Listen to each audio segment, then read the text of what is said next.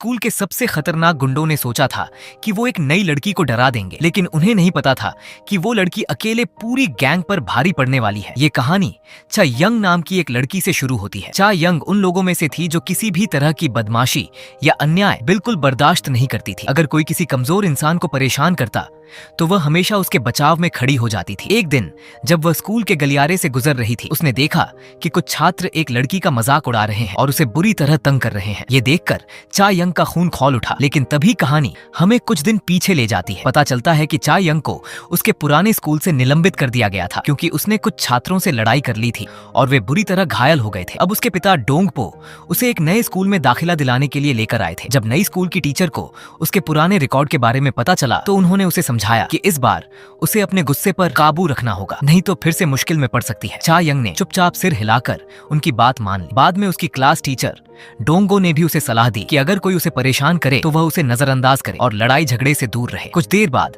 चा यंग अपने पिता का इंतजार करते हुए स्कूल के एक वॉशरूम के बाहर बैठी थी। तभी उसकी नजर कुछ लड़कों पर पड़ी जो जोंग नाम के एक छात्र को बुरी तरह पीट रहे थे। वे उससे पूछ रहे थे कि उसने परीक्षा में उन्हें नकल क्यों नहीं करने दी। जोंग बार बार समझा रहा था कि नकल करना गलत है और ये उन छात्रों के साथ अन्याय है जो मेहनत से पढ़ाई करते हैं। शुरू में चा यंग चुप रही, लेकिन जब उसे महसूस हुआ कि जोंग सही है तो उसने अपना मोबाइल निकाला और पूरी घटना रिकॉर्ड करने लगी। लड़कों ने उसे देख लिया और फोन छीनने की कोशिश की, लेकिन उसने साफ इनकार कर दिया। अगले ही पल वे सब उसके ऊपर टूट पड़े, मगर उनकी हैरानी का ठिकाना नहीं रहा जब चा यंग ने अकेले ही सबको एक एक करके धूल चटा दी। अगले दिन जब चा यंग स्कूल पहुंची तो वही लड़के उसकी क्लास में मौजूद थे। जैसे ही उन्होंने उसे देखा उनके चेहरे का रंग उड़ गया। दूसरी तरफ जोंग दूर खड़ा यह सब देख रहा था और उसके चेहरे पर मुस्कान थी क्योंकि उसे पहली बार लगा था कि स्कूल में कोई ऐसा इंसान है जो सच के लिए लड़ सकता है। क्लास खत्म होने के बाद जोंग चा यंग के पास गया और उसकी मदद के लिए धन्यवाद दिया। चा यंग मुस्कुराई और बोली कि इसमें धन्यवाद देने जैसी कोई बात नहीं है, लेकिन वह जल्दी में है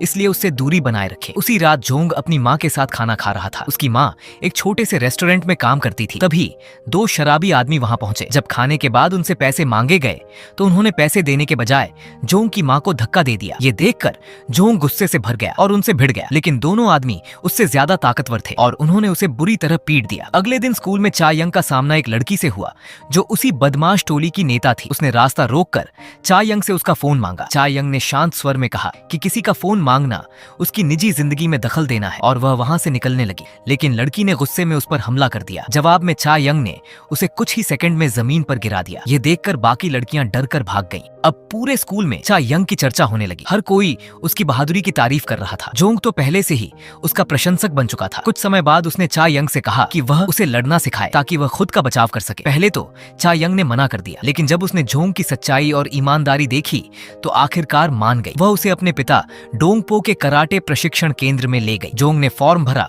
और डोंगपो ने मुस्कुराकर उसका स्वागत किया। अगले दिन स्कूल में कहानी का ध्यान ना नाम की एक लड़की की तरफ जाता है जो स्टूडेंट काउंसिल की सदस्य थी। वह अपने दोस्त हीसंग से बात कर रही थी जिसे वह मन ही मन पसंद करती थी। ना को चा यंग बिल्कुल पसंद नहीं थी। उसका मानना था कि चा यंग स्कूल का अनुशासन खराब कर रही है। हीसंग ने उसकी बात का समर्थन किया और दोनों ने स्टूडेंट काउंसिल के अध्यक्ष जिन हुक को इस बारे में बताया। तीनों ने मिलकर फैसला किया कि चा यंग को सजा मिलनी चाहिए। उधर जोंग कराटे सीखने में पूरी मेहनत लगा रहा था। पहले ही दिन उसे ऐसी कठिन ट्रेनिंग दी गई कि उसके पूरे शरीर में दर्द होने लगा। अगले दिन चा यंग को स्टूडेंट काउंसिल के सामने बुलाया गया। वहां ना हीसंग और जिन हुक बैठे थे। जिन हुक ने सख्त आवाज में पूछा कि क्या उसने दूसरे छात्रों से लड़ाई की है। चा यंग ने शांत भाव से जवाब दिया कि उसने लड़ाई नहीं की बल्कि सिर्फ जोंग की मदद की थी जिसे कुछ छात्र परेशान कर रहे थे। थोड़ी बहस के बाद हीसंग ने कहा कि वह जा सकती है। ये सुनकर ना और जिन हुक खुश नहीं थे, लेकिन उन्होंने कुछ नहीं कहा। कुछ समय बाद चा यंग और जोंग कराटे का अभ्यास कर रहे थे। तभी जोंग ने उससे पूछा कि वह हमेशा अकेली क्यों रहती है। वह इतनी सुंदर और मजबूत है फिर भी किसी से दोस्ती नहीं करती। चा यंग हल्का सा मुस्कुराई और बोली कि वह किसी को अपनी जिंदगी में आने नहीं देना चाहती क्योंकि लोग आते हैं और फिर चले जाते हैं और जब कोई चला जाता है तो उसकी यादें हमेशा दिल में रह जाती हैं। जोंग ने जवाब दिया कि लोग चले जाते हैं लेकिन उनकी यादें हमें मजबूत भी बनाती हैं। ये सुनकर चा यंग कुछ पल के लिए चुप हो गई। उसके चेहरे से साफ पता चल रहा था कि जोंग की बात ने उसके दिल को छू लिया है। इसी दौरान हीसंग, जिन हुक, ना और कुछ अन्य छात्र एक रेस्टोरेंट में पार्टी कर रहे थे। वे अपने दोस्त कोंग सिक की वापसी का जश्न मना रहे थे जिसे पहले स्कूल से निलंबित किया गया था। पार्टी के दौरान हीसंग और जिन हुक बाहर चले गए। बाहर जिन हुक ने बताया कि वह जिसंग नाम के एक गैंग में शामिल होने वाला है। ये सुनकर हीसंग चौंक गया। उसने कहा कि यह बहुत खतरनाक फैसला है, लेकिन जिन हुक ने बताया कि वह पहले ही गैंग लीडर से मिल चुका है और बस फीस जमा करनी बाकी है। अगले दिन गैंग का नेता सांग जिन खुद स्टूडेंट काउंसिल के पास पहुंचा और जिन हुक पर जल्दी पैसे देने का दबाव डालने लगा। इसी दौरान उसे पता चला कि हीसंग बॉक्सिंग में काफी अच्छा है, इसलिए उसने उसे भी गैंग में शामिल होने का प्रस्ताव दिया, मगर हीसंग ने साफ इनकार कर दिया। हीसंग के इनकार करने से जिन हुक आग बबूला हो गया। उसने अपना गुस्सा निकालने के लिए जोंग को निशाना बनाने का फैसला किया। उसने कोंग सिक को आदेश दिया कि जोंग को पकड़कर लाया जाए। कुछ गुंडों ने जोंग को घेर लिया और डराने की कोशिश की, लेकिन इस बार जोंग पहले जैसा कमजोर नहीं था। उसने कराटे सीख लिया था और जवाबी हमला किया। हालांकि उसने पहले से बेहतर लड़ाई लड़ी, फिर भी आखिर में हार गया और बुरी तरह पिट गया। उसी समय हीसंग वहां पहुंचा और लड़ाई रोकने की कोशिश की, लेकिन कोंग सिक ने उस पर भी हमला कर दिया। तभी अचानक चा यंग वहां पहुंच गई। उसने जोंग का हाथ पकड़ा और वहां से निकलने लगी, लेकिन कोंग सिक ने उसका रास्ता रोक लिया। अगले ही पल चा यंग ने अपनी जबरदस्त कराटे तकनीक से उसे बुरी तरह हरा दिया। उसकी ताकत देखकर सभी हैरान रह गए। पास खड़ा गैंग लीडर सांग जिन भी ये सब देख रहा था और पहली बार चा यंग में उसकी दिलचस्पी जागी। लड़ाई के बाद चा यंग और जोंग फिर से डोजो पहुंचे। इस बार हीसंग भी उनके साथ आ गया। उसने कहा कि वह सिर्फ आत्मरक्षा सीखना चाहता है ताकि किसी को चोट न पहुंचे। जोंग ने कहा कि वह अपनी मां की रक्षा करने के लिए कराटे सीख रहा है, जबकि हीसंग का असली मकसद चा यंग के करीब रहना था। हालांकि चा यंग अभी भी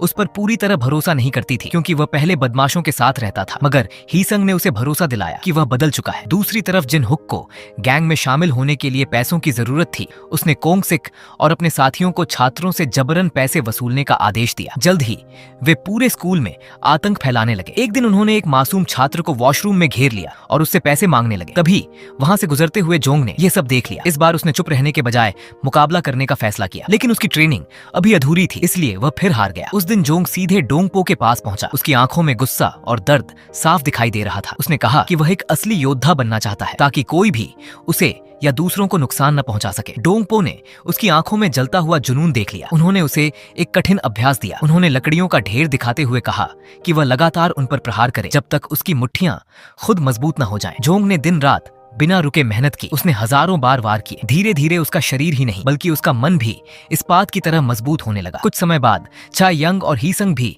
उसकी ट्रेनिंग में शामिल हो गए। तीनों ने मिलकर कठिन अभ्यास शुरू किया और धीरे धीरे उनके बीच गहरी दोस्ती बन गई। इसी दौरान हीसंग के दिल में चा यंग के लिए भावनाएं भी जन्म लेने लगी। एक दिन हीसंग ने डोंगपो से नई ट्रेनिंग तकनीकें सीखने की इच्छा जताई, लेकिन जैसे ही डोंगपो वहां से गए, उसने चा यंग और जोंग को थोड़ा आराम करने के लिए बाहर चलने का सुझाव दिया। उसने बताया कि उसके पास 3 फिल्म टिकट हैं। पहले चा यंग ने मना किया, लेकिन जोंग के कहने पर वह तैयार हो गई। फिल्म देखने के बाद तीनों जोंग की मां के रेस्टोरेंट पहुंचे। जोंग की मां अपने बेटे को दोस्तों के साथ देखकर बहुत खुश हुई। उसे लगा कि उसका बेटा अब अकेला नहीं है। रात को घर लौटते समय हीसंग और चा यंग एक सुपरमार्केट पर रुक गए। वहीं हीसंग ने पहली बार अपने अतीत के बारे में बताया। उसने कहा कि उसका बचपन बेहद कठिन था। उसका बॉक्सिंग कोच उसके साथ बुरा व्यवहार करता था और वह एक जहरीले माहौल में बड़ा हुआ था। अब वह अपनी पुरानी जिंदगी को पीछे छोड़कर नया इंसान बनना चाहता था। उसकी बातें सुनकर चा यंग भावुक हो गई और उसने वादा किया कि वह उसे सही रास्ते पर बने रहने में मदद करेगी। उधर गैंग का प्रभाव बढ़ता जा रहा था। सांग जिन अब पूरे स्कूल पर कब्जा करना चाहता था। जिन हुक शुरुआत में हिचकिचाया, लेकिन जब बात चा यंग तक पहुंची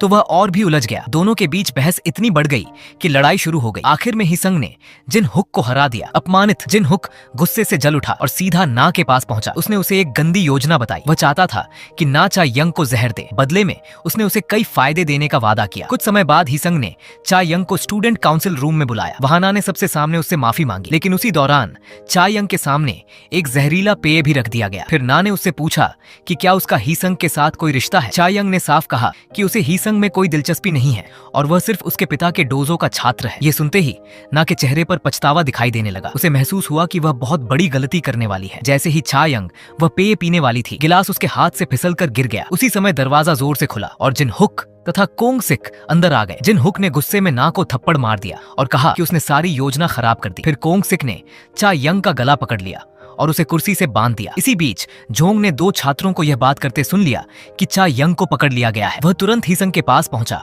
और सारी बात बता दी। दोनों बिना समय गंवाए स्कूल के जिम की तरफ दौड़ पड़े। वहां पहुंचते ही उन्होंने देखा कि कोंग सिक और उसके गुंडों ने पूरे इलाके को घेर रखा है, लेकिन अब जोंग और हीसंग दोनों पहले से कहीं ज्यादा मजबूत हो चुके थे। उन्होंने सभी गुंडों को हराते हुए रास्ता साफ किया और स्टूडेंट काउंसिल रूम तक पहुंच गए। अंदर चा यंग कुर्सी से बंधी हुई थी। उन्हें देखते ही जिन हुक ने धमकी दी कि अगर वे आगे बढ़े तो वह चा यंग को मार डालेगा। उसने हीसंग को घुटनों के बल बैठने पर मजबूर किया और उसे बेरहमी से पीटना शुरू कर दिया। अपने दोस्त को इस हालत में देखकर जोंग का गुस्सा फूट पड़ा। उसने जिन हुक पर हमला कर दिया, लेकिन जिन हुक उससे ज्यादा अनुभवी था और उसने जोंग को भी बुरी तरह घायल कर दिया। इसी अफरा तफरी के बीच ही संग किसी तरह छा यंग को आजाद कराने में सफल हो गया। अब वह लड़की जिसने हमेशा अन्याय के खिलाफ आवाज उठाई थी फिर से मैदान में उतर चुकी थी। चा यंग ने बिजली जैसी तेजी से जिन हुक पर हमला किया। उसके हर वार में गुस्सा, दर्द और न्याय की भावना झलक रही थी। आखिरकार उसने जिन हुक को पूरी तरह हरा दिया। वहां मौजूद हर व्यक्ति स्तब्ध रह गया। इस घटना के बाद डोंगपो का डोजो पहले से कहीं ज्यादा लोकप्रिय हो गया। बड़ी संख्या में नए छात्र, खासकर लड़कियां, आत्मरक्षा सीखने के लिए वहां आने लगी। डोंगपो मुस्कुराते हुए अपने नए विद्यार्थियों का स्वागत कर रहे थे। वहीं दूसरी तरफ चा यंग और जोंग एक साथ खड़े थे। अब वे सिर्फ साधारण छात्र नहीं रहे थे, वे उन लोगों के लिए उम्मीद और न्याय का प्रतीक बन चुके थे जो कमजोर थे और अपने लिए लड़ नहीं सकते थे। यहीं पर मूवी खत्म होती है। दोस्तों, अगर आपको वीडियो पसंद आई हो तो लाइक और चैनल SY रोमान को सब्सक्राइब जरूर करें।